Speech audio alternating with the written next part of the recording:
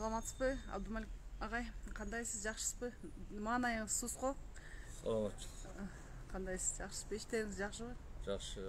Ушул сизге бүгүн кичинекей бир репортаж кылып коеюн дедим. Антикоррупция, жемкорлук, мамлекетте болуп аткан ар бир саат сайын өзгөрүүлөр болуп атат. Ушул коррупция боюнча видеода чыгыптыр. Ар бир коомдук бирикменин лидерлери жана ушундай бир серепчилер, аналитиктер кандайдыр бир өздөрүнүн фактыларын келтирип айтып кетиптир. Ошолор мындай чучукка жете турган негизи эле жигердүү сөздөрдү айттыбы? Эми бул коррупцияга каршы күрөш президент тарабынан, бийлик тарабынан бул азыр биринчи эле жолу болуп аткан жок. Мына 30 жыл эгемендүүлүк мамлекетибизде мындай күрөштөр көп эле болду. Бирок бардыгы баягы орустар айтмакчы, как всегда дегенде эч качан мындай результаты болгон эмес. Азыркы бүгүнкү болуп аткан күрөш эми жакшы, баягы элдер чыгып, коомдук уюмдар биригип, биз ушу чогуу күрөшөбүз. Коррупцияны жеңебиз. Коррупция ушунчалык элдин турмушун бүт бар жокту баягы талкалады дегендер эми жакшы, баягы токой күйүп аткан дегенде күйүп атат да эми. Анан бирок мен ушулардан бир мындай ошо мурунку коррупция менен күрөшкөндөр, мурунку программалардан мындай айырмасын эч көргөн жокмун да. Бүгүнкү күндө деле биз бардыгыбыз айтып атабыз, проблемалар чыгарып атабыз, бирок ошону кантип жоебуз? Анан эмненин себебинен ушул нерсе келип чыкты дегенди мындай эч ким бир мындай аңдап, мындай аягына чейин талдап, изилдеп бир мындай баа берген эч ким мындай жоктой сезилип атат да. Эми бар деле көйгөйлөрдү айтып атат. Мына бирөөсү айтып атат, баягы народный экономика болуш керек, экономика, анан жанагы мамлекеттик бийлик только баягы теневой экономиканы гана колдоп атат, башка деп. Эми туура бардыгы причиначы. Бирок ушулардан кантип чыгабыз? Анан биздин адамдар ушундай эми болуп калыптыр да, көбүбүз вообще мыйзамды окубайт экенбиз, мыйзамды билбейт экенбиз да. Мыйзамдардын баягы максаты, мыйзамдар иштесе эмне болот, мыйзам иштебесе эмне болду дегендерди мындай бир аңдап, талдап дегендей ошондой нерселер жетишпегендей сезилет да. Анын үстүнө мына биздин улуттук демилге кыймылыбыз, мына бүт коомдук уюмдар биригип, биз эми булар коррупцияга эми азыр объявить этип аткан болсо, биз жылдын башынан эле баштадык да. Мына азыр 53-54 коомдук биригип концепция иштеп чыктык. Ошол биздин концепцияны эч ким окубаптыр да.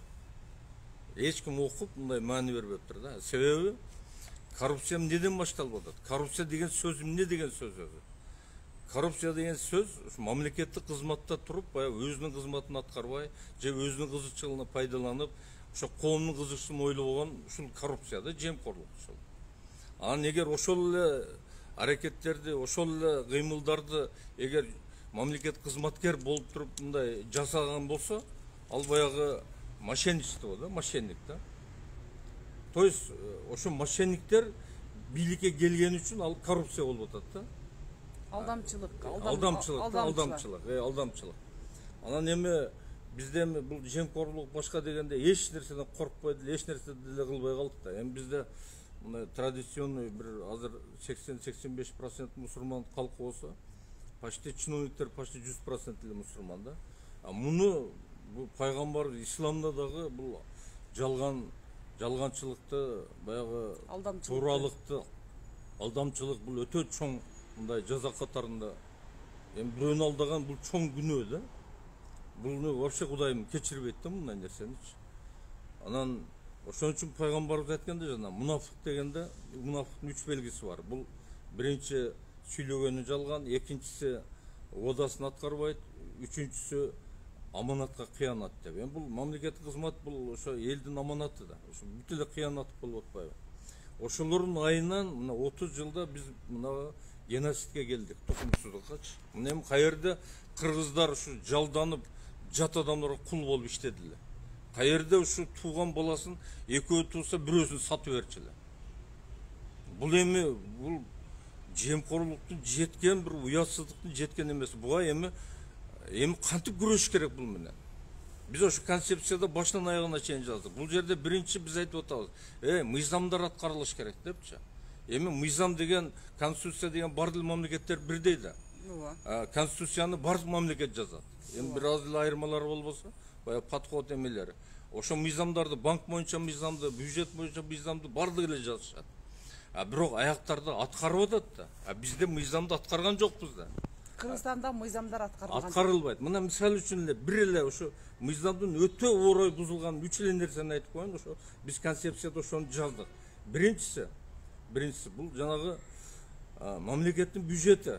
Мына мен өткөндө да айттым. Былтыр мына 20-жыл факты менен айтып атабыз. 19 миллиард дефицит деп берип атат. Ошол учурда жанагы 20-жылы внешний долг 370 миллион долларга өстү деп атат. Ал деген мындай курсумен алганда орточо бул 29 миллиард. Ошол учурда жанагы ички карыздын 58 миллиард, ошонун 12 миллиард төлөндү деп атат. То есть дефицит 41 миллиард чыгып атат, 19 миллиард деп жазып, тимелалге мактанышып отурат да. Бул деген мамлекетте бюджет жок, бюджет мыйзам иштебейт деп атат. Эгер ошо мамлекеттин бюджетин биз ошо мыйзамдын негизинде түзгөн болсок, мына мисалы үчүн аерде эң главный принциптер бар. Бюджетный самостоятельность деп. Бул только баягы өзүбүздүн доходуна эсептелет. Анан кийин аерде баягы балансированность деген бар, обеспеченность деген бар. Бүт принциптер бар да. Анан экинчи жанагы дефицит чыккандан кийин анын источник образования, источник деп коет. Эгер бул нерселер аткарылбаса, бюджетти бекиткенге өтпөсө, ал өкмөт иштебеш керек. Бюджетти ушу түзүп апара албаса. Бизде мына 30 жылдан бери бюджет түзүп, бир бюджет түзүп мындай эме кылган жок да. То есть коррупция ушактан, эгер бюджет түзүлгөн болсо, доходу туура эсептелсе, расходу туура эсептелсе, бул деген бир тыйын сыртта акча калбады деген сөз. Анан коррупция болбойт деген сөз. То есть ошо бюджетти түзүшү аркылуу коррупцияны уюштургандар ошо бюджеттин процесстеги биринчи түзгөндөр өкмөт, айыл өкмөттөн баштап, экинчи жогорку кеңеш, үчүнчү кол койгон президенттер. Значит, бизде 30 жылдагы коррупциянын жемкорлуктун авторлору ошолор болуп атпайбы? Ушундай мындай түшүнүш керек да, эл деле ушу түшүнбөгөнгө салып эле башка. Эгер бюджетти биз туура эсептеп түзгөн болсок, давно 10 миллиардтан ашып кетмек. 10 миллиардтан ашып болсо, азыр 2 миллиардтын айланасында бюджет болуп атат. Бул 30 жылдан бери ашкан жокпуз да. Анан бу жерде баягы эмгек өндүрүмдүүлүгү, баягы илгери эмгек өндүрүмдүүлүгү деп коет эле, бир адам өндүрүлгөн продукция эмгек өндүрүп, производительствосу канча деп ушунчалык катуу контроль болот да. Ар бир адам боюнча эсепке алынча эле. Бүгүн гана ошол эме. Bizde ошол эмгек өндүрүмдүү бүгүнкү жанагы ичкидүү продукция бир адам өндүрүлгөн. 1200 30 жылдан бери ашпай отурабыз ушул жерде. Значит, бизде эч кандай өнүгүү жок. Өнүгүш үчүн биз нормальный бюджетти түзүшүбүз керек. Нормальный. 10 миллиард, 15 миллиард эсептеп чыгып туруп түзүшүбүз керек, аны аткарышыбыз керек. Ошондо бизге мына чечилбей аткан проблемалар, мектептер, больницалар бардыгы түшөт. Жолдор, биз как мамлекет ошо мамлекет болобуз. Демек. Ансыз биз мамлекет боло албайбыз. Именно ошодон башташыбыз керек. Эми баштай турган нерселер анын ойду тоон эле сүйлөй берген менен болбойт да. Демек, Абдымалик байке, мына карап турсаңыз, Кыргызстанда бюджетти туура эмес кабыл алган үчүн жана садиктер, мектептер курулбай атат. Мектептер курулбай атат. Мектептер материалдык техника базасы курулбай атат. Жолдор бүтпөй атат. Эгер 30 жылдан бери биз ошо бюджеттин ушундай экенине жоготкон акчабызды эсептегенде, биз азыр ошол акчаларды азыр бүт ордуна коюлуп келгенде, азыр биз Сингапур болуп калмакпыз. Демек, азыркы келген бийликтеги отурган чиновниктер деле мындай айтканда кыйналат. Бюджетти кабыл албагандан кийин эл келип кыйнайт да, мисалы үчүн. Кайдагы биздин пенсиябыз жок, пособиябыз жок, мектеп салып бер, садик салып бер. Демек, баары бир биздин ушу иштеп чыккан концепция өтө актуальный биздин концепция. Бүгүн бир күн болобу, 2 күн болобу, эрте ошо концепцияны колго алыш керек. Башка биздин мамлекеттин мындай чече турган башка өтө керектүү эл үчүн башка жол жок. Экинчи, ошол эле мыйзамды сакталбаган. мына акча саясаты. Акча саясаты бізде мына Конституцияда жазылып атат. Жараны кодексі жазылып, мыйзамдарда жазылып атат. Бізде сом иштеш керек. Бардық милдеттемелер соммен эсептелип, соммен болуш керек. Бул деген biz mına 93 жылдан акча өттүк. Ошондой эле акча чыкканда бизде 10%ге жетпеген обеспеченность чыккан. Ошондой эле баягы сындаган адамдар айткан, булар акчаны аз санда чыгарды, бул эмне? Ошол баягы өзүбүздүн акча менен камсыздалыш, бул баягы коэффициент монетизация деп коет, 10%ге жетпеген. Значит, ошондой эле биз жолго ачканбыз да, башка валюталарды, значит, баягы тенебойдун гүлдөшүнө жол ачканбыз да.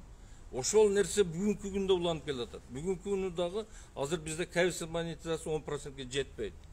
То есть биз 100 сом акча колдонгондун ордуна сомду мына 5-6 сом колдонуп, калганы мына доллар, кредит, башка менен жүрүп атабыз. Эми доллар мына эсеби жок да. Бул мына жанагы кече өткөндө баягы Жуманазаров айткандай, биздин бийликтегилер ал туура айтып атпайбы? Биздин бийликтегилер теневой экономиканы колдогон, крышевать эткендер депчи. Точно ошондой болуп атат да. Биз доллар эмне деген акча? Эми мындай эл муну түшүнүп коюш керек да. Доллар бул өтө инфляциясы күчтүү, өтө тез нарксызданган, анан спекулятивный деп коет, чайка калган акча да. Себеби бүгүнкү күндө дагы Фрестен, анан Фрестен айтып коюш керек, дүйнөдө бир эле мамлекетте акча чыгарыш, эмиссия частный жеке менчик, ошол Америкада да Фрест деп коет. Башка мамлекеттер бүт мамлекетте. Бүгүнкү күндө дагы 0,25% менен чыгып атат. Мына бүгүн бизге келгенде 20%ге чейин беришип атат. Же болбосо 80 эсе. Бул деген ортомчу көп деген. Ошо биздин баягы бийлик эмелери ортомчу. Бизде долларлар ошолордо да акча. Өздөрүн долларын айлантырып атат. Ошо долларларын иштетип, сом иштебегенден биздин эл дагы банкалар дагы бүт система ошо долларга иштеп атабыз. То есть ошо кимде доллар болсо 50 адамбы, 60 адамбы, 100 адамбы, 200 адамбы 30 жылдан бери биз ошолорго кул катарында иштеп атабыз. Билинбейт, бирок факт ошондой да. Эми ошону көмүскөдөн чыгарып, сомду ордуна коюп, эми кылган болсо бүгүнкү күндө биз бир эми мындай минимальный алганда эле бир 35-40 миллиард доллар эквивалент сом акча киргизишибиз керек. То есть эмиссия десе жүрө түшөт да биздикилердинчи. Американын акчасы эч нерсе негизделбеген. Мына мисалы үчүн кече өткөндө Трамп келгенде сразу 4 триллион акчаны жөн эле чыгарып койду. Ничем не обеспеченный. Кетти дүйнөгө таркап, инфляцияны көбөйтүп. Зато Америкага прибыль алып келип атат. Биз болсо инфляция болобуз деп отурабыз. Акча деген өзү эмне? Бул акча биздин мамлекетте өндүрүлгөн товар менен ошо адамдардын бири-бирине кызмат кылгандын суммасы, ошол эквивалент суммасы акча болуп эсептелет. Bizde 40 milyar usuluğa başka bolgan bolsa 40 milyar usuluğa bolgan bolsa biz 40 milyar akça biz milletti türlü çıkarıp aylantışыбыз керек. Биздин өзүбүздүн акча иштебесе, биздин өзүбүз экономика эч качан иштебейт.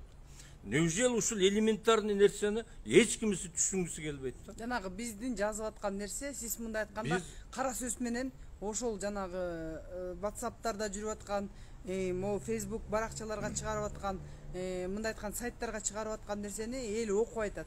Ошол окуган нерсени сиз мындай айтканда кара сөз менен түшүндүрүп бердиңиз, Биз эми концепцияны жазгандан бери да канча ар түрдүү жазып атабыз, ар түрдүү чыгып айтып атабыз, элге жетсин, түшүнсүн деп. Жаныбыздагы адамдар түшүнгүсү келбей атпайбы? Мен таң калам да, ушу биздин адамдар неужели ушул турмушка ыраазы да? Бүгүнкү турмушка, бүгүнкү жашоо. Ладно, биз ыраазы болоюк. Бирок келечек балдар эмне болот? Келечекте ушинтип эле 30 жыл ушул акыбал келди. Да 30 жылдан эмне болобуз? 30 жыл эмес, да 1 жылдан эмне болобуз? 30 жыл эмес. Эми ушуну ким болсо, биз баягы бийлик талашып, башка эметилген жок. Ким болсо да ушуну жасаш керек да. Эгер кыргыз элин көтөрөм десе, кыргыз элин жакшы жашатам десе, кыргыз элинин турмушун жолуна коем десе, келечегин чечем десе, ушул нерселерди бүгүн эртең жасаш керек. Зачем андай жанагыдай чогулуш? Андай чогулуштар коррупцияга, эмеге ызылдап канча жол өткөн, кана эффекти. Пока биз мыйзамдуулукка келбейт экенбиз, мыйзамдарыбызды аткарбайт экенбиз, бул нерселер эч качан болбойт. Анан Üçüncü nerse hem daha şu мыйзамдуулукка эме да эме. Üçüncü нерсе жанагы банктын бизде баардыгы эле таң калат да, Кыргызстанда эмне үчүн мындай банктын ставкалары аябай жогору депчи. Действительно бизде вообще жогору. Себеби баягы 2013-жылы жанагы сүткорлук мыйзамын киргизишкенде жогорку кеңеште ошол учурда баягы депутаттар болгон банктын ээлери. Ошолорду лоббировать этип туруп жанагы предельно допустимый деп коет, баягы чек коет да. Баягы орточо банктардын 6 айлык орточо процентин алып туруп баягы насыя берген. Анан ошого 15ти кошуп койгондо, бул 15 деген неме? Ушуну биз 2-3 айдан бир депутат ушуну көтөрүп койгон жак. Мына туура эмес кириптир, мына алып коюш керек депчи. Эми оны сразу илишип алып туруп, сот жогорку соттун пленуму чыгарып коюп туруп, предельно допустимый болду деп. Ошон үчүн соттор бир дагы банктын жана проценттерине көңүл бурбайт да. Ошон үчүн бизде же нормальный банк иштебесе, банк системасы, же нормальный мамлекеттин бюджети болбосо, же бир нормальный кадр саясатыбыз болбосо, же мына кендерди, байлыктарды иштетип боюнча мына кумтөрдү зычуу болушуп атат. Кумтөр дагы мындай реальный туурулукка келбесек, эч нерсе чечилбейт бизде. Туурулукка келишибиз керек. Туурулукка. Анан жөн эле биринин кызыкчылыгын бири бастырып, биринин кызы бирин бастырып, акыры бир күн ачылыш керек да. Кумтөрдүн азыркы кетип аткан иштер дагы абсолютно мен мисалы үчүн туура эмес деп эсептейм. Biz anın da çeçiliş yollarını şu konsepsiyada görsetkenbiz. Şu konsepsiyaya girip bir bunday gözleri janıp bunday bir oң oluş oңoйлы турбай деген bir adam жоқ ekeninden men просто таңданам да. Мына biz айтып атабыз, ошол 30 жылдан бери адамдар кыйналды, эч нерсе көргөн жок, акча көрбөдү. Азыр мына коррупционерлерди кустуруп атат, башка кылып атат. Бирок коррупционерлерде азыр 100 миллиардка жакын акча бар, доллар. Себеби 30 жылдык бүт деятельниz ошо доллар аркылуу ошолордун проценти ошолорго иштей берип туруп, алар байышынча байып бүткөн. Ал акчалар каерде бекитинчи да эми азыркыдай бизде баягы 10 үйүң бар эле, баягы мыйзамсыз 10 үй салып турганда мындай бул кустурганга каршы бул күрөш эмес, күрөш мындай эмес. Күрөш мыйзамдуу болуш керек. Биз эмне үчүн жанагы мына 30 жылдан бери конституцияда, мына кечеги конституцияда да турат, баягы узурпация депчи, баягы бийликти басып алган башка. Бизде бийликти басып эле алышып атпайбы? Узурпация бул өтө оор кылмыш болуп эсептелет. Мына мурунку конституция жазган эле, баягы партиялык орган, мамлекеттик орган, муниципалдык органдар аралашууга мүмкүн эмес, тыюу салынган деп. Эгер аралашкан болсо, значит узурпация болот эле. Азыр эми бул норманы кичине жөндөп коюшуптур, эме кылып. Бирок дагы эле турат да, бирок ошо узурпация боюнча оор кылмыш мына ушул күнгө чейин уголовный кодекске кирген жок. Эмне үчүн биз иллюстрация мыйзамды ушул малга чейин кабыл албайбыз? Коррупция менен күрөшөт экенбиз. Эмне үчүн биз жанагы эмени жана гражданский конфискация боюнча мыйзамды кабыл албайбыз? Биз эң керектүү мыйзамдарды ызылдайбыз, чуулдайбыз, аны эч айтпайбыз. Ана кече мына ошончо канча адам сүйлөп атат, бирөө дагы коррупция менен кантип күрөшөбүз дегенди бирөөсү да айткан жок. Биз биринчи акча саясатыбызды кылышыбыз керек. Экинчи бюджетибизди нормальный түзүшүбүз керек, мыйзам чегинде. Анан кийин кетет. Мыйзамды иштесек өзүнөн өзү кетет. Эгер биз бюджет мыйзамын акча саясатын иштеген болсок, бизде эч кандай коррупция болбойт. Мына эми азыр Удайым мындай берди кыргыздарга мүмкүнчүлүк, азыр баягы финтекте, финансовый технология аябай жетишип калды. Биз азыр жанагы безналичный расчетко өтүшүбүз керек. Биз бүт акча, нак акчаны жок кылышыбыз керек. Ансыз биз коррупцияны жок кыла албайбыз. Себеби пока акчаны берип алат экенбиз, аны эч качан тыюу сала албайсың, карап отура албайсың. Камайсың, башка кыласың, бул эч кандай таасир бербейт. Бүгүнкү күндө эле көрүп атабыз, каерде коррупция тыйылды. Каерде тыйылды? Эч тыйылган жок да. Алган алып атат, берген берип атат. Эң главный бизде мамлекеттик кызмат только акчалуулар келет. Себеби ал сатылат. Мына эңгип ал аныктап, тактап, бүт дүйнөгө таркатып бүттү го. Кыргызстанда коррупция бул мамлекеттин проблемасы эмес. Коррупция мамлекеттин өзү коррупция деп биз ошол ойдон турабыз, эч нерсе өзгөргөн жок да. Анан ошо безналичкеге өткөн болсок, азыр оңойлуу да, бир 10 күн, 20 күн, 30 күндө биздин концепцияны ушу бүгүндөн баштап ишке киргизсе болот. Значит, барды эле окуп атат эми, окубайт деп айта албайбыз да. Барды билип атат. Просто баягы мына ошондо кустуруштун жолу, ошол жанагы 100 миллиард, 50 миллиард, 100 миллиард деп примерно айтып атабыз. Ошол акчаны эртең акча иштебей калганда эле өзүнөн өзү чыгат. Өзүнөн өзү акчалар кусулат өзүчө. Акча айланбай калгандан кийин жанагы Сталин 47-жылы реформа кылганда ошондой кылып алмаштырганда, ошондо дагы рубль 53 рубль болгон.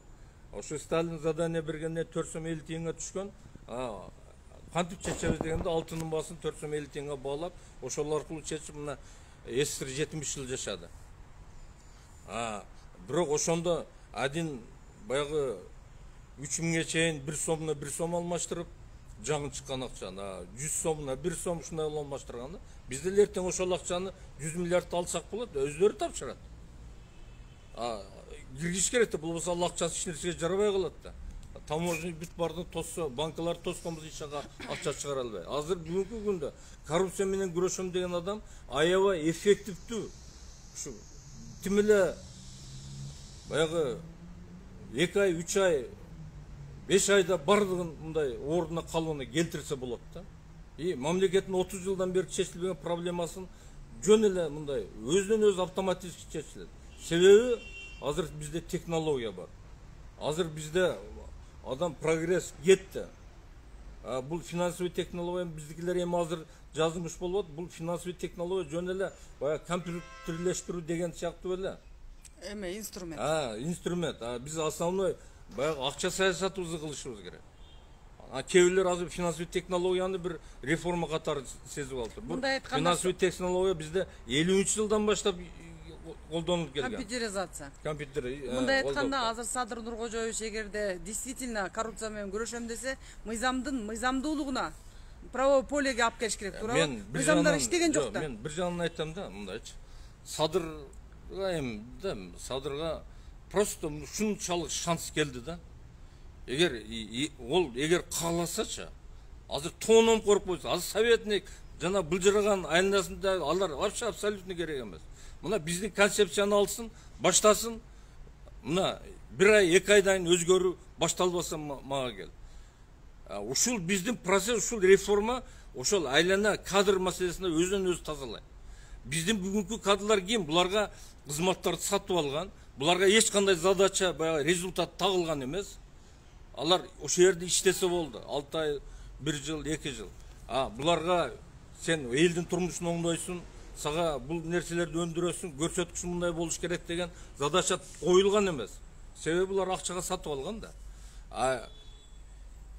Эртең эле ошо задачалар коюла башталганда, жанагы производительность, эмгек өндүрүмдүүлүк, башка показательдер, экономический показательдер сурала баштаганда, ошо аким менен баягы райондун жанагы айыл өкмөттөн баштап, бул жанагы мошенниктер өздөрүнөн өздөрү кетет. Себеби аерге иштей тургандар өздөрү келет, билимдүү адамдар өздөрү келет. Себеби ошол баягы иштин талабы ошону талап кылат да. Бул реформа чыныгы реформа, бул элдин турмушун оңдой турган реформа. Бул мындай жалганды, туура эместикти кабыл албайт. Качан тууру, чындык болгондо гана бул реформалар жүрөт. Болбосо жүрбөйт, ошо ордунда тура берет. Бул концепция чындыктын, адилеттүүлүктүн, результаттын концепциясы бул. Жыйынтыктын. Демек, Садыр Жапаровдун жанында уже могу концепцияны кабыл алгандан кийин жалаң таза адамдар болуп, өзү дагы мындай айтканда тарыхта кала турган президенттердин бири болуп эсептелип калат. Жөн эле жанагы Лихван, баягы Ден Сяопиндер ошол эле калат. Эми бул мамлекеттин чоң кичүүсү жок да. Мамлекет бар, чоңбу кичине мамлекет бар, бай, кембагал мамлекет. Бирок мамлекетти оңдой турган адамдарды ошо Лихванды мына азыркыга чейин кыргыз эли дагы мына пример келтирип кетет. Ал киши Сингапурду оңдогонуна кандай эме болду, туурабы? Ооба. Азыр Сингапур менен канчалаган кишилер суктанат, миллиарддаган кишилер. Ооба. Ошо бир кишинин калоосу менен болду да. Ал убакта Сингапур ушунчалык караңгы болгон. Эми Сингапур баягы өлкө деле эмес да, бул шаар да. Город государство деп коет да. Ошо шаарда аябай укмуш начар жашаган, 85% калкы Кытай улутунда, Хвандагы Кытайда. Анан ушу киши көтөрдү, ошо көтөргөн убакта адамдар турмуш ушунчалык начар, окушту билишти билген эмес да. Жанагы жаңы үйлөр салып киргизсе, чочколорун, тоокторун алып кирип, чочка кандайлы пайдаланган, ошону көрүп, Ли Хван китебинде жазат да. Мен кетип калдым дейт да, бир ай Лондонго аяка бияка барып ойлонуп, жооп издеп, кантип ушул элди кантип көтөрөм депчи. Ушул элди, ушундай караңгы элди кантип көтөрөм деп, анан өзүм жообун таптым дейт. Значит, толук билим беришим керек экен депчи. Ошон үчүн образовательный неме азыр мурун Япония биринчи, азыр Сингапур биринчи да. Демек ар бир президент келгенде ошо эл үчүн ойлоном деген президент эң биринчи максаты ошол элге инвестиция кылыш керек, билим бериш керек, жашоосунун шартын оңдош керек. Азыркы учурда ушул концепциянын ичинде полностью камтылган да туурабы? Эми аны эч ким окугусу келген жок. Мисалы үчүн ар бир киши сизге күнүгө калп айтпасам бир 30-40 чалуулар болуп болуш керек. Кредит маселеси боюнча, финансы маселеси боюнча, жанагындай кандайдыр бир экономический, финансовый состояние боюнча обязательно сизге чалат. Ошол сизге чалып аткандардын да актуалдуу, аябай көп бир күндө сурала турган суроолорго бирөөнө хотя бы жооп берип коюңузчу. Мисалы үчүн кредит маселеси, соттошкондор боюнча. Адамдар кызыгып атат. Эми кредит маселеси бул чечилиши мүмкүн эмес. Себеби бизде бир да банк мыйзамдары иштебейт. Бул жерде банк мыйзамдарына турат. Банк өзүнүн проценттерин, пайыздарын койгон пайыздарын негиздеп бериш керек. Негиздепчи, баягы клиент үчүнчү. Булар 30-40%, 10-30 эсе жогоруна кантип негиздейт? Мына биз Улуттук банкка кат жаздык, 2 кат жаздык. Кантип кана негиздеп бергилечи депчи. Баягы өздөрүнүн отчетунда фактын алып туруп, мына бизде улуттук акча менен, булар эми ошондой учет жүргүзөт, улуттук акча менен жанагы депозиттин орточо проценти деп атат да, среднеизвешенный. 2-1ден ашпаса, жанагы иностранный валюта 0,3ден ашпаса, силердин среднеизвешенный кредитиңеринде орточо проценти эмне үчүн 40%, 30%, 20%, 15, 20, 30, 40 эсе жогору. Жооп бергилесе жооп берген жок. Бир да банк дагы жооп бере албайт да. Себеби бизде банктын ушунчалык система эме болуп калды. Анан азыр булар жанагы финтекте кабыл алып атпайбы? Кабыл алышпай. Финтектин негизги максаты финансовый технология деп коет. Ошол банктын чыгымдарын азайтыш, клиенттердин процентин азайтыш, клиент тартыш, клиентке конкуренция болот да банктардын арасында. Бизде ал конкуренция жок да. Банктар бир тарап, эл бир тарап калганын коет, калганын кылат да. Сотторларды мыйзамсыз чечимдер менен соттор кубаттап турат. Булар жөн эле баягы элдин байлыгын эмес тыйынын тартып алыш да, максаты эле ошол. Это настоящий баягы орусча айтканда грабеж да. Ошон үчүн азыр биз ошол мыйзамдарга келишибиз керек. Жанагы мыйзамда коюлган жана 15, жанагы мыйзамдарды то есть иштетишибиз керек да мыйзамдарды. Бир банкирден сураш керек, эмне үчүн мыйзам иштебейт депчи. Бизде жогорку кеңештик канча бир жол Абдуловтан сурап атабы? Анан бул жерде банктын мындай банк системасы эмне үчүн керек? Ага мындай задачалар коюлган. Бул инфляцияга жооп бериш керек, нарыктаргачы. Финансовый стабильностьке жооп бериш керек. Анан жанагы натыйжалуулукка жооп бериш керек. Мен ал банкрот болбосом, мен натыйжасыз болсом, эмне үчүн алар жооп бербейт? Ошондо Абдумалик байке, вот смотрите, концепцияда эң биринчи максат бул акча саясатын жөнгө келтирүү. Туура мыйзамдарды жөнгө салуу. Мындай айтканда, элдин бизге ушул концепцияны ар бири окуп чыкпагандыгы натыйжасы ошол бардык күнөөнүн бардыгы, бардык проблемалардын бардыгы, бардык көйгөйлөрдүн бардыгы ошо акчанын саясаты туура болбогондугундан болуп атат да, туурабы? Ошондо эң биринчи мындай айтканда кредит маселеси чечиле турган эң биринчи орчунду чечип кете турган механизм бул акча саясатын жөнгө салуу. Получается, Кыргызстанда болуп аткан маселенин барысы эле ошол акча саясатынын туура болбогондугунан, Кыргыз, мындай айтканда, Кыргыздын сомунун баркы жок болгондугунан, президент эң биринчи өзүнүн мамлекеттүүлүгүн, президенттик институтун бекемдөөш үчүн сом бирдигин күчтүү неме, мындай айтканда, кандай десем, акча бирдиги катары даражасын, даңазасын көтөрүш керек да, туурабы? Мен бу жерде жанагы Мурат Жуманазаровдун айткан сөзүн айткым келет. Себеби биздеги мамлекеттик кызматтагылар бүт баягы чет элдиктердин кызыкчылыгын коргойт деп атпайбы? Точно ушул жерде ошондой да. Биздин сомдун нарксызданганы, жанагы наркы болбогону, мындай авторитети болбогону, иштебегени бул атайын жасалган нерсе. Искусственно созгон нерсе да. Бул ошол жанагы башка валюталар иштесин, ошо коррупциялык нерселер өркүндөсүн, өссүн. Ошолорго тоскоол болбош үчүн түзүлгөн нерсе. Мамлекеттин бюджетин түзүш оңой эле да. Эгерде акча саясатын туура койбосо, демек бул акча саясатын ошо саясий эрки болбосо, акча саясатын тууралап койбосо, демек коррупцияга мен чоң жол аштым деген себеп экен да. Эгерде концепцияны кабыл алып акча саясатын тууралап койсо, мен коррупцияга бөгөт койдум деген сөз болот экен да. Ооба. Мындай да, бул акча саясаты менен бюджет салык саясаты экөө бирдей эле. Мындай буларга коюлган жанагы задача бирдей коюлган да. Ошол эле натыйжалуулук, ошол эле баягы эффектүүлүк.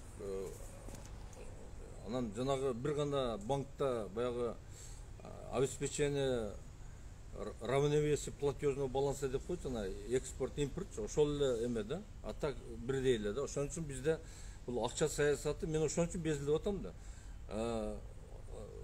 Бюджет саясаты, мамлекеттин бюджет түзүшү бул эң коррупциянын башкы элементи десем болбойт. Баягы эң көп айтканда бул негизи да, фундаменти.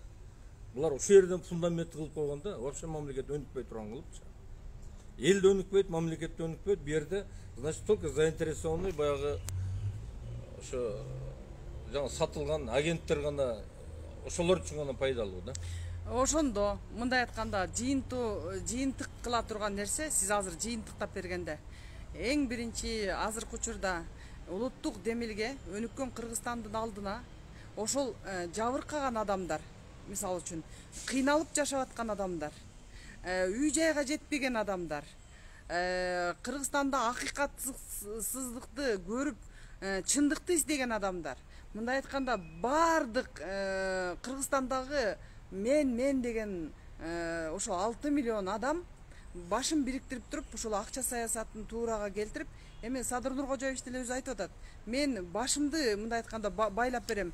Кыргызстанда ушул элдин жашоосун өнүктүрүп, өзүп, ушундай жакшы жашоого келтиргенди самап атам деп. Демек, ал айткан сөзүнө ушу сиз айтып аткан концепциянын алдына алдагы неме мындай да, ал эми Садырдын сөздөрүн ишенсек, ал жакшы сөздөрдү айтып атат, бирок жасаган иштери башкача болуп атат. Эми жанындагы сиз өзүңүз айтып кетпедиңизби? Биз анын жанагы айткан сөздөрүнө, жасайм деген сөздөрүнө биз бүт жолдорду таап жазып мындай айтканда шпаргалка коюп берип атасыз. Бүт шпаргалка документтерди кылып, там пошаговый кылып туруп чыгарып берип атабыз. Дорожная карта. Дорожная карта. Анан мына тууру сен айткандай мындай болот, оңдолот депчи. Биздики мындай да, мындай салыштырма айткандачы. Мен бир-эки салыштырма айтат элем да. Мына суу сактагыч да, бетон тосуп койду да.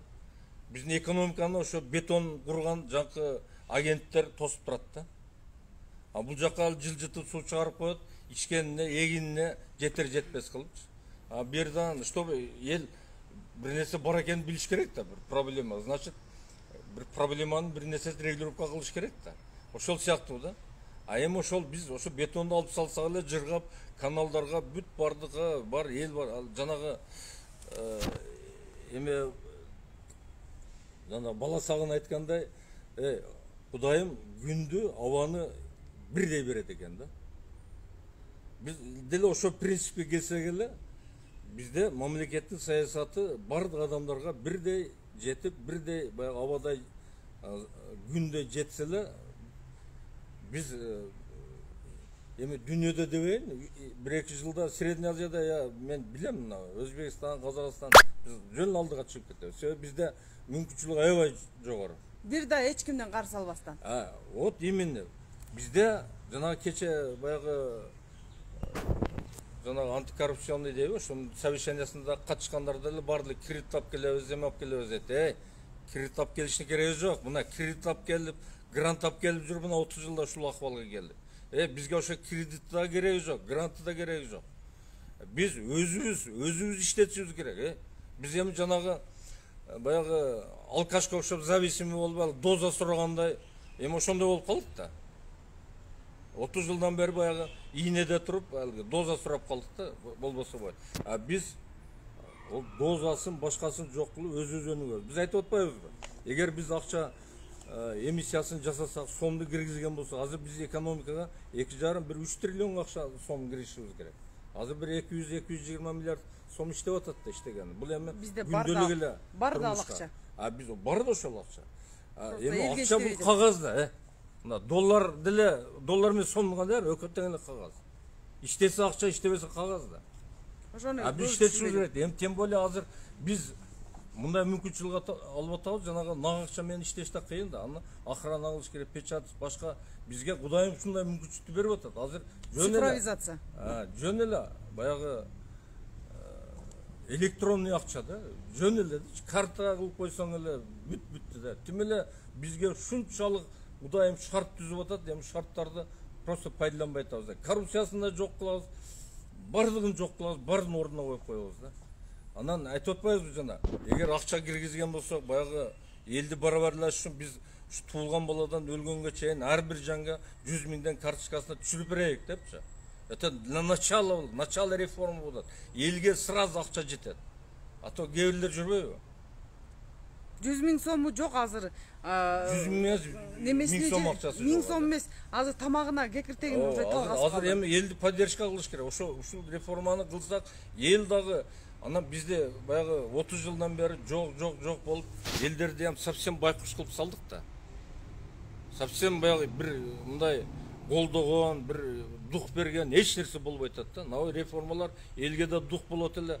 Бизде ошо дух, акча бүт бардыгы бир келип, биздин эл бирдей мындай көтөрүлүп кетмек да. Эми ушуну кимдер тосуп турат билбейм да. Биз мына анан бу эл ушунчалык баягы жаңылыкты кабыл албай калыптыр. Айтып атсаң да мындай түшүнгүсү да келбейт да. Анан бирок баары жакшы жашагысы келсе керек. Жакшы жашоодон үмүт ким качсын? Эми азыр карасаң эми проблемалардычы. Ушу бүт акча каражатка байланышкан проблема. Больница барса лечение ала албайт, эс алайын десе эс ала албайт. Бизнес кылайын десе бизнес кылайын десе оборотный средствосы жок, мүмкүнчүлүк жок, мыйзамдар иштебейт. Бир мындай болбогон бир эми мына сот болсо, мына правоохранительный система мен таң калам да. Бизде мыйзамдын качествосы 40% ашпаса, мыйзамдын ишчеси 17% ашпаса, бизде правоохранительный система өзү жок да. Бизде генеральный прокуратура, целый институт бар. Алар отурбайбы? Сот институт бар. Значит, булар жана эң алдын айткандар, кызматтарды сатып алып эле, булар өздөрү үчүн иштеп отурат да. Элге иштеген жок. Элге иштеген жок. Болбосо, эмне үчүн мамлекеттин бюджети ушу акча сатышында гана прокуратуранын надзору? Демек, гана надзору. Анан бу жерде адамдар жүрөт, бир проблеманы, бу жерде миллиардный мамлекеттин, ошо элдин жалпы тагдырын ушулардын баягы жеткиликтүү жүргүзбөгөн ишинин натыйжасында жок болуп атабыз. Иштебеген дигинен, натыйжалы жоктугунан, акылынын балким сезиминин жетпегенден. Бизде мына чырмашкан коррупцияны аралашып алгандан. Жок, 30 жылдан бери результат 0 болгондон кийин ойлоп көр, 0 менен ар бир адам уже ойлош керек. Ойлош керек да. Эми ошол сотто иштесең, жогорку сот, генеральный прокурор болдум деп канчасы жүрөт. Сен иштедің, ертең мен ойлойм, ертең убакыт келет. Ушулар бардыгы за неэффективную работу бүт ошол өздөрүнүн периодуна жооп берген күн да келет. Мына реформа болуп, эл оңолуп, турмушубуз оңолуп алайык. Бул эми бизде мындай да. Баягы последствия, анан причина деп коет да. Биз баягы последствиясы менен күрөшүп атабыз, причинасы менен күрөшкөн жокпуз да. Биз ошон үчүн күрөштү биз причиналарын жоюшубуз керек. Жана мыйзамдуулукка алып келишибиз керек, нормальный мамлекеттин бюджетин курашыбыз керек, нормальный мамлекеттин акча саясатын жасашыбыз керек, нормальный элге турмушту бардыгын нукка салып кетиришибиз керек. Анан кийин акырын последствиясы мурункуларда. Мурунку келтирген элге азаптарын анан акырын чыгара бериш керек да. Мындай айтканда, азыр могу причинасы чек ара маселеси, акча саясаты, жана пенсия, пособие, үй, турак жай, бүт бардыгы тең биз последствиясы менен эле күрөшүп, ар бир жерде активисттер ошол пожарды тушить эткендей эле от өчүрүп атышат. Последствияны жасаган киши результат албайт. Ошон үчүн биз азыркы күндө причинасынан баштап биздин концепцияны түздөн түз срочном порядке Садыр Нуркожоевич Жапаров кабыл алып уже ишке киргизиш керек экен. Ооба, киргизиш керек. Рахмат. Жанагы антимонопольный жана комитет деп атпайбы? Ошонун эң жыйынтык результат документи ушу биздин концепция. Ошо концепцияны киргизип эле адамдар топтоп ора кылбай эле ошону ишке ашыра берсе, значит биз коррупцияны жеңебиз. Ансыз жеңе албайбыз. Ол 1000 жолу топтолсун, 1000 жолу ызычуу болушсун. Эчтеке чечилбейт. Эч нерсе чечилбейт. Мында бул нерселер 30 жылга чейин деле болуп келген. Абдымалик мырза, сизге терең ыраазычылык. Элге ушул абдан жакшы түшүнүк бердиңиз окшойт.